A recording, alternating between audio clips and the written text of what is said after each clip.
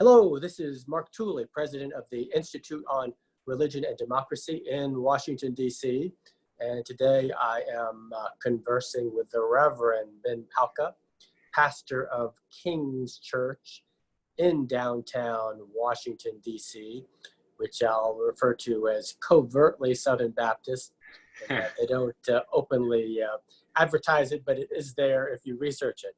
But Ben is a number of successful church planting pastors in the nation's capital, a phenomenon that has taken off in the last 10 to 15 years, which is a bit of great news for faith and spiritual vitality in the nation's capital. And I'm going to ask Ben where all of this came from and whether this level of church planting, which has literally left scores of new churches throughout Washington, most of them populated by very young people, whether this phenomenon is largely restricted to Washington or has it been replicated in other great cities across America. So Ben, thank you for joining this conversation. Mark, thank you for having me on. You're a good friend, and I appreciate you inviting me to share my small thoughts today on this recording. So I think, one factor that would come to mind, and I think there are several factors. We could talk gentrification. We could talk the return of many young people to urban cores. I think that one model that we've seen change in the last 30 years is the way that the church does evangelism on a large scale. I think in the past, we saw crusades. We saw large kind of evangelistic rallies that were the method of reaching people and gathering people. And I think one shift we've seen in the last decade and a half is more of a return. I would call it a return to a more a biblical model of replicating, multiplying churches that seek to gather smaller groups of people and reach people and connect people through the work of starting new churches, or as we call them, church plants. And so I think really in the last 15 years, just in my own research and experience, you've seen these movements that are across denominations kind of rise up in the United States and around the world of networks and organizations that believe the method of church planting is the best way to reach and gain access to people in the country. And so I think that would be one way that, one big factor that would form in my mind is that we've moved from even as a nation across denominations, more of a crusade model of evangelism to seeing in the work of church planting a micro method of evangelism that's actually been very effective, both here in Washington and around the nation, to bring the gospel to the individual in a way that crusades or large kind of evangelistic rallies or even door-to-door evangelism isn't really able to accomplish as effective as it was a decade and a half ago. So that would be the first really primary thought that would form in my mind. Is that yeah? Yes, very good. And it's my observation that these church plants in DC tend to be Southern Baptist, covertly, or Anglican, or Presbyterian Church in America, sometimes Assemblies of God, sometimes non-denominational. Am I leaving out some major categories? I think those are accurate. And if you worship at one of these new churches, if you're not previously familiar with them, it's a little bit astonishing to walk in and see that the average age tends to be about 25 years old. Why is that the case? And where are older people going to church in Washington, or are they not going? Well, we welcome older people. If any older people are looking for a church in Washington, D.C., you can find King's Church online, kingschurchdc.com, or you can find several other of these church plants, and I'm sure they would be open arms to you. I think I think that young people, church plants generally have younger leadership who have contextualized the very act of becoming a church planter. Part of many of these church planters, their vision is to bring the gospel without losing the gospel, to bring the gospel to culture. And I think a lot of times that in my conversations with other church planters, both here and other major cities in America, the avatar that we have in our mind of the kind of person we want to reach, whether this is good or bad, we ought to want to reach everybody, but often the avatar is the younger, non-church going or church light individual. And so I think the very programs, methods, sermons that we develop, the kind of community connection that we desire often is more young friendly than old friendly. And I think I'm guilty of that. I think that's a good thing. It's a bad thing. I know I'm guilty of that when I think about programs, or I think about sermons, or I think about social events around the church, I often am thinking 25, 35, and I probably need to broaden out and think more broadly than that. But I think to answer your question, I think a lot of church planners are thinking about that age group, that demographic, and as a result, the churches are then filled with that age group. I think that's a phenomenon I've seen, at least as a church planner, that like you mentioned, a lot of these churches are filled with both younger leadership as well as a younger demographic. And these church plants, so large in number in DC, often tend to be, in some sense, invisible, except to those who are in the know, because almost never do they own their own building. They're typically renting from other older churches or from public spaces. Your church was meeting in the Spy Museum for a while, for example. So, and it's also fascinating that DC has, like most cities, has many, many beautiful older churches that typically are mainline Protestant, that are not attracting these millennials who have moved into the city over the last 15 years, and tend to be much older and smaller congregations left with these largely empty, beautiful buildings that sometimes they're renting out after hours to the new church plant. So fascinating that the more liberal theology of the mainline Protestant churches are not appealing to millennials, even though millennials are characterized as being largely socially liberal. So how do you explain that mystery? I think that's a great assessment. I think on the just to comment on the building piece, I think a lot of church planners would love to be in a historic church or a beautiful building. I think that a church planner is often on a smaller budget, and they're looking, at least in the initial years, to be agile, to have mobility, to have the ability to be flexible and adaptable. And so I think sometimes on the building piece, we don't prioritize the typical church building, right? We believe a lot of these church plants, there's an emphasis on that the church is a people, not a place, which most Christians would believe, say it could be both, but buildings are not generally, early on at least, prioritized. As far as the question goes, I think I agree with you that most millennials that I rub shoulders with, whether that's at the gym or in a former workplace, they tend to have more of a progressive social radar. And whether they call it a theology or not, they tend to have more of a progressive outlook.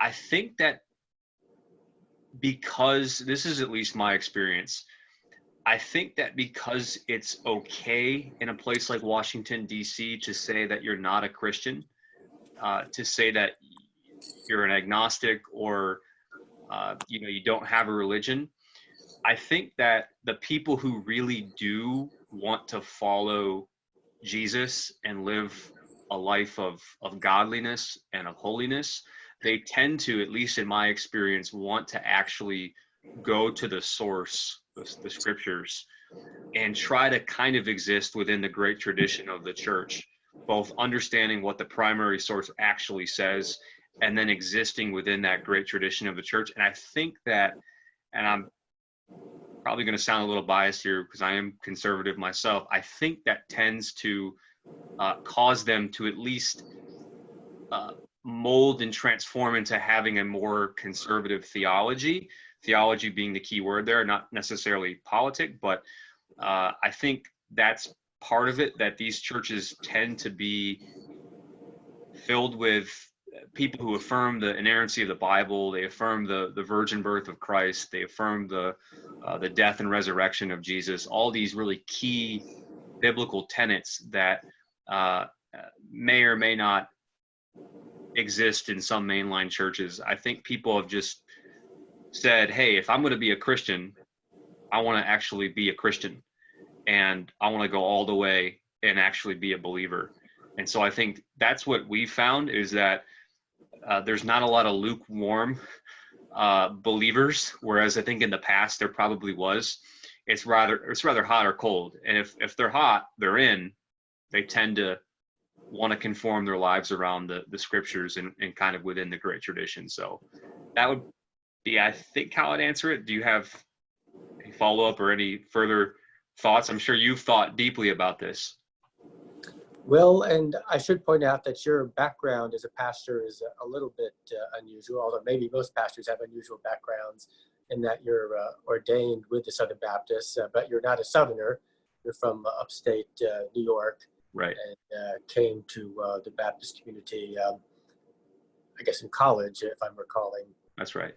Correctly. And your congregation is not made up, if I understand it correctly, of a lot of cradle Baptists, but people who are relatively new to the tradition. So how has that all meshed together? Yeah, I like to say I'm Baptist in my theology generally. Believers' baptism, congregationalism, church autonomy, those things with church membership would make me Baptistic in my theology. And I believe in what's the Southern Baptists call the cooperative program, particularly in giving towards missions and church planning. But I'm not Southern Baptist culturally in any way. Love my Southern Baptist brethren. I think that's actually really helped here in DC, because it's allowed me to be able to relate to a lot of folks here who are not coming from Southern Baptist backgrounds. As you know, a lot of folks in DC are coming from all over the nation, all over the world, or were born and raised here, and this is not particularly a Southern Baptist hotbed. So it's allowed me to relate and to help people to see that, in my perspective, to faithfully live out the scriptures doesn't necessarily mean one has to become a Southern Baptist. But there are some things that, as where I would land convictionally, the scriptures seem to teach that affirm some things the Southern Baptists also affirm. So did I answer the question? I think that maybe not. Can you I think you rephrase did. it? Yeah.